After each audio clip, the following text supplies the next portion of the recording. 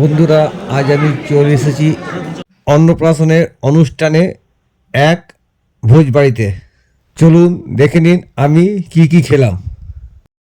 প্রথমে চলে এলো জলের বোতল, প্রতিটি অনুষ্ঠান বাড়ির মতো। তারপরে টেবিলে পড়ে গেল পাতা। পাতাগুলো শাল পাতার মতো দেখতে হলেও এগুলো নকল প্লাস্টিকের পাতা।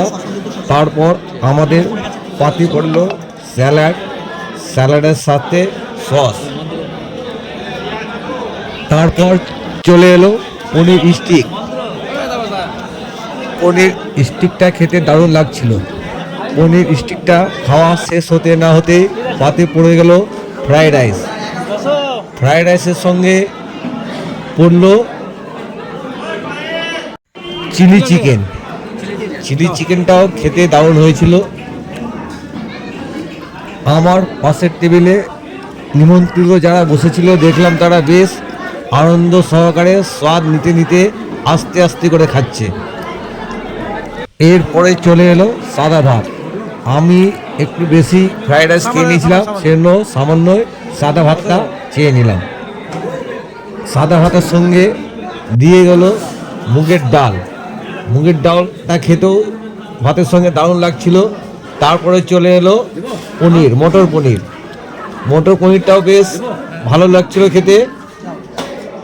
তারপর আমাদের পাতে পড়লো কষা কষা খাসির মাংস, যেটার জন্য অনেকক্ষণ ধরে অপেক্ষা করছিলাম। আমার সবচেয়ে ভোজের প্রিয় খাসির মাংস। মাংসটা আমি আরেকবার চেয়ে নিলাম। মাংসটা খেতে দারুণ হয়েছিল, বেশ সিদ্ধ হয়েছিল মাংসটা, ভেতরে বেশ রসালো রসালো মনে ভাব ছিল। তারপরেই পড়লো এই বড় একটা পেটি, রুই মাছের পেটি। পেটিটা শেষ করতে না করতে পাতে এসে পড়লো গরম গরম পাঁপড় ভাজা, তার সাথে পেঁপের চাটনি। খেতে খুব ভালো লাগছিল। তারপর দেখলাম ঝুড়িতে কি নিয়ে আসছে, দেখলাম সেটা দই। জিজ্ঞাসা করে জানলাম এটা নদিয়া থেকে আনা হয়েছে, আর দারুণ খেতে হয়েছে দইটা। তারপরে শেষে মিষ্টি নিয়ে এসেছিলো, মিষ্টি আমি খেলাম না।